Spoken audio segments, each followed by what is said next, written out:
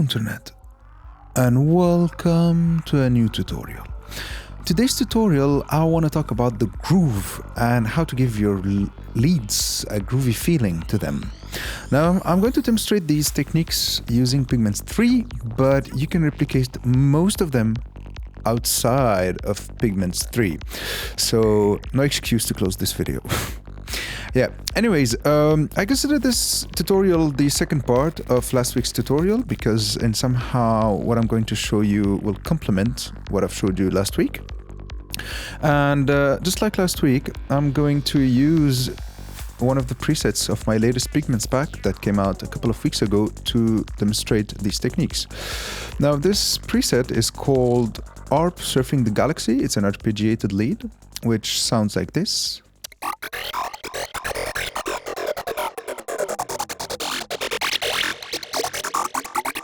And what interests me the most is what this macro is doing in here. So I'll crank it up, add some kick and bass, and check this out.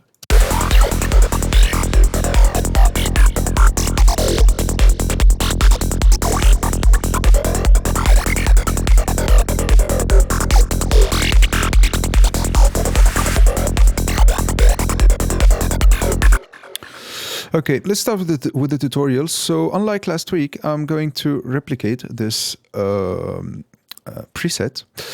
And to do this, I already have a blank instance of Pigments in here.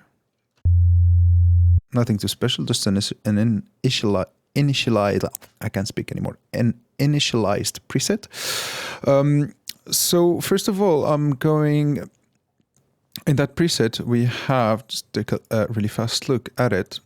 So we have the two engines going to the two filters and going through some phaser and flanger and a delay in here. And some modulation going on. So let's go to our initialized patch and start with the oscillators. So the first oscillator, pretty straightforward. It's a wavetable I made some time ago called Ollie Wavetable 4. If you have the pack, you're going to have it. If not, it's going to be available for my patrons. So the wavetable sounds like this. Now, as you can hear, in this part, there's a lot of movement going on, and in here there's almost nothing going on, like the sound doesn't really change. While in here. So what I'm going to do is I'll set the first random generator, which is basically, it's called the Turing. Basically, it's a sample and hold, but unipolar, unlike the sample and hold in Pigments, which is bipolar. So I'm going to take it and I'll make it modulate the position of the wavetable, but to like, point maybe 0.8, something like that. Actually, just before we enter this part where the sound doesn't really move, so we'll get this kind of movement to the sound.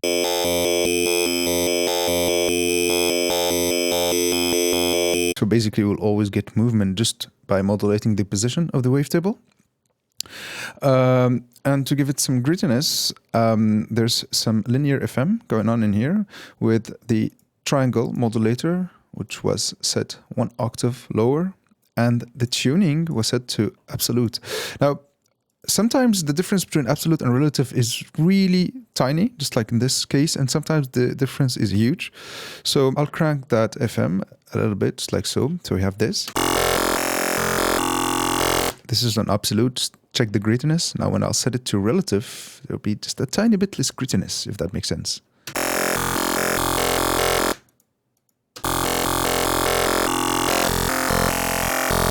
The difference is really subtle, but it's there, and I prefer how the absolute sounds like. Now, I've added a tiny bit of wave folding, like so.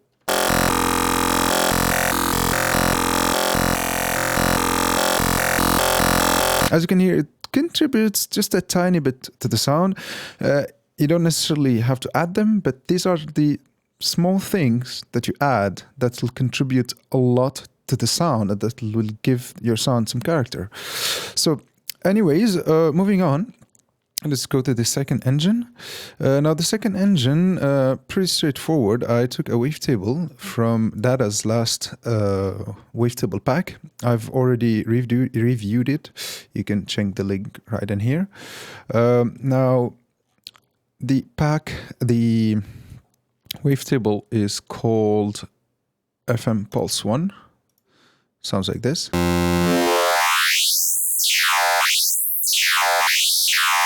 Now we're going to take it 1 octave lower, so we get this. You can hear where this is going. And as you can hear, in here is just too high-pitched. It gives some earache, if that makes sense. And in here, there's nothing really going on. So I just want to modulate this little part in here to give the sound more movement and, just to contribute to the grooveness or like the groovy feeling of the sound. So I set the position, somewhere in here maybe. And with the first random generator, I'm going to modulate it a tiny bit. So we have this.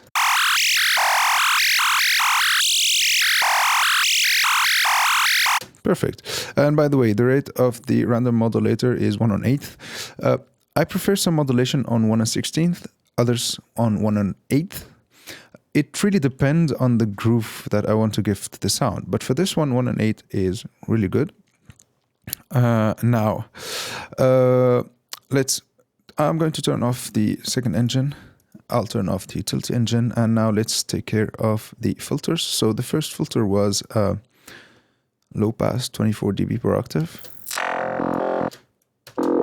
with a lot of resonance.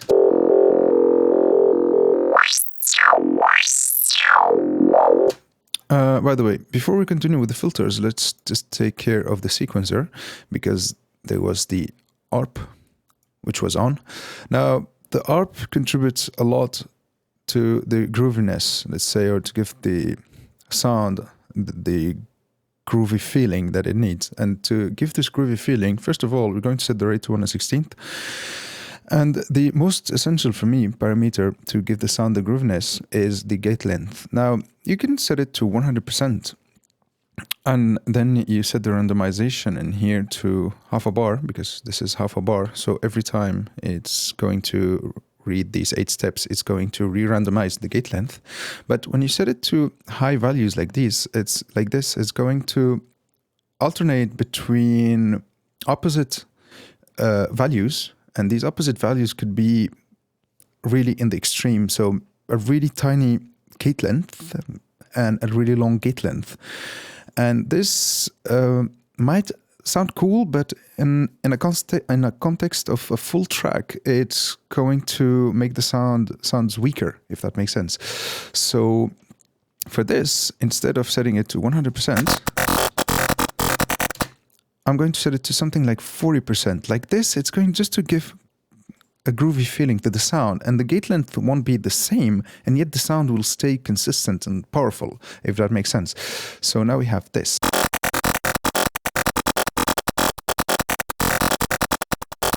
And for sure, I'm going to take the first envelope, take down the release. And in the keyboard section in here, I'm going to set the synthesizer to mono, and now we will get the results I'm looking for.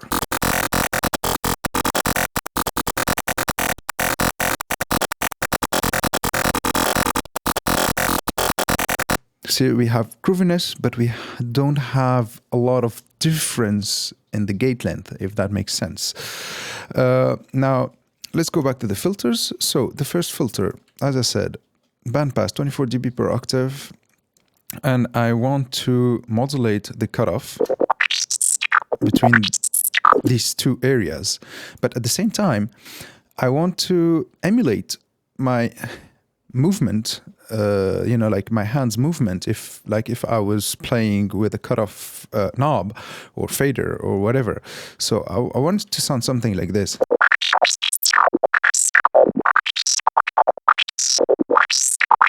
Okay, now I'm doing it with the mouse, so it's a little bit not exactly the way it would sound if I'm playing with a knob, but you got the idea. So there's a really simple trick that we can do to emulate this movement, and it's by using an LFO. Now, You might say, yeah, obviously an LFO, but here's the thing. So first of all, what I'm going to do, I'll set the LFO to triangle. I'll set it to unipolar. Actually, you can leave it on bipolar, but it's just simpler to visualize this range and when it's set to unipolar mode. So I'll set the phase to 270 and I'll set the reset source to free running, because when it's on poly keyboard, it's going, the LFO will reset its cycle every time we hit a new note, and basically it's a 1/16th ARP. So, you know, it'll never reach this point, if that makes sense. So I'll set it to free running, and now it's going to modulate the cutoff like so.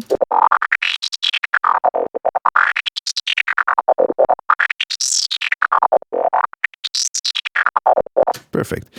Now, to give this hand movement, let's say, to the LFO, I'll increase the rate, something, yeah, maybe 1.6 hertz. That's good. And now I'm going to modulate the hertz, or the rate, with the second random generator, which is, as I said, sample and hold bipolar. So now we will have, you know, just a tiny bit, like so, maybe. So we'll have this.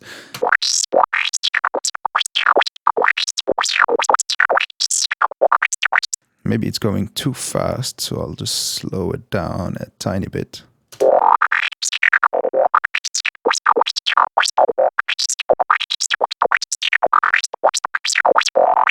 Perfect. And now to give it way more, let's say, grooviness and hand movement, let's say, humanize it, which, you know, humanizing contributes a lot to the grooviness, let's say, of the sound. So yeah, to do so, I'm going to set the sidechain in here to the first random generator. Basically, what the sidechain will do is the amount of the LFO modulating the cutoff will be determined by the value of the first random generator. So basically, the LFO, like every time this random generator is going to fire a new value, the LFO will modulate the cutoff with a different amount, if that makes sense. And this will add a lot of movement to the sound. Now check this out.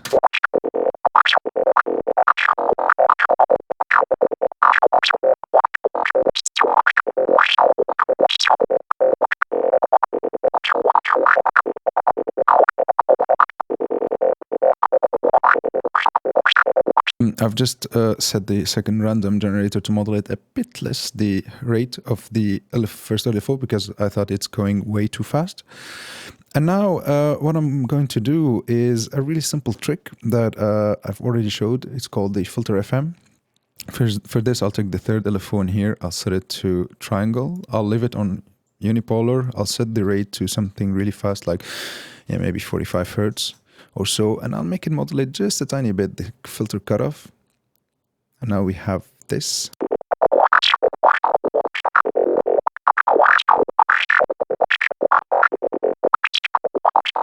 Pretty simple filter FM.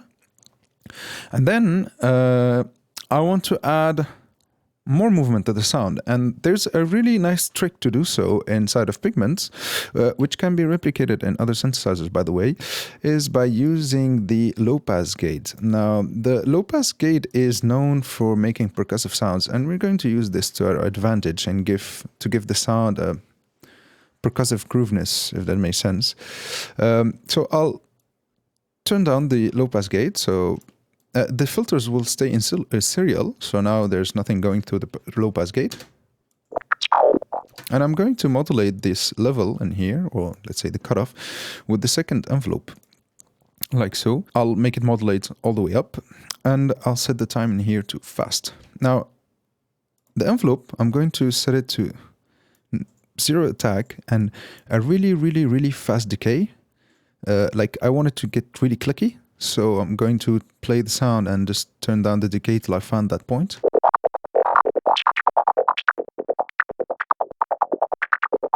At 100 milliseconds, always by 100 milliseconds. And I'll take this first random generator and make it modulate the decay, again to give movement and grooviness to the sound. So now we have this.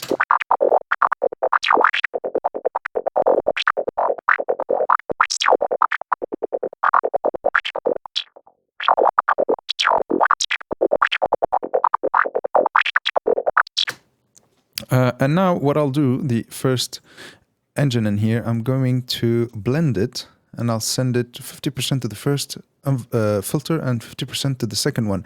Now you might tell me, okay, but as the filters are in serial, so the signal will go to the first filter and then to the second one. That's true, but actually I want to blend in some of the original signal, so I won't chock that wavetable with the first filter, if that makes sense. So now we have this.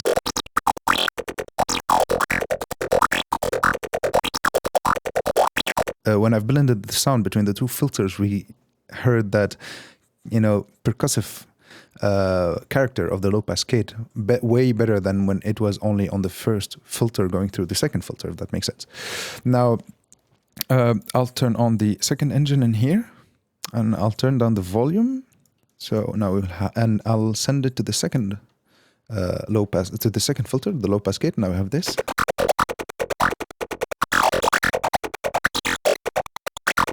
And maybe take it one octave lower.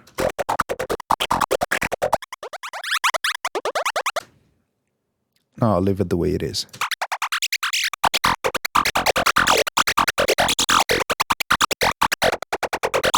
So, pretty good so far. Now, the last thing before we start adding effects and delay is what was that third macro is doing. And that third macro actually was controlling the third random generator, which was set to binary, and it was controlling its modulation amount on the sync. Now the idea is to alternate between two values of the rate of the arpeggiator.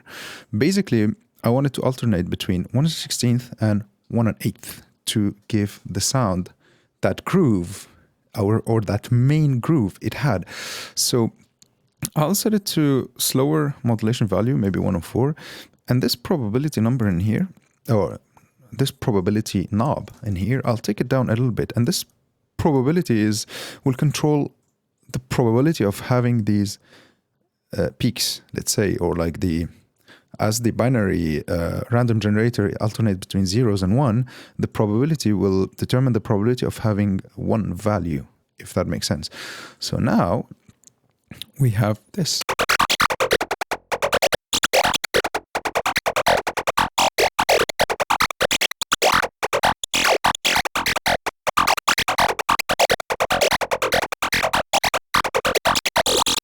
See the grooviness it added to the sound? Now, on top of that, I'm going to add a phaser. For the phaser, I'll set the rate to binary, something really slow, maybe 1/8. The poles, I'll set them to 10. This one, you'll just set it to taste, crank that feedback a little bit, turn down the dry and wet. And the wave, I'll set it to triangle and just give it more modulation amount.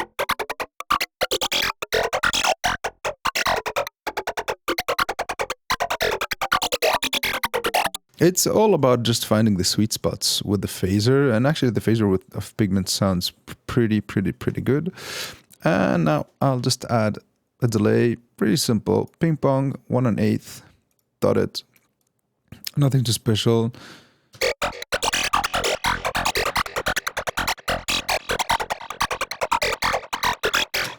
And with the kick and bass, we will get this.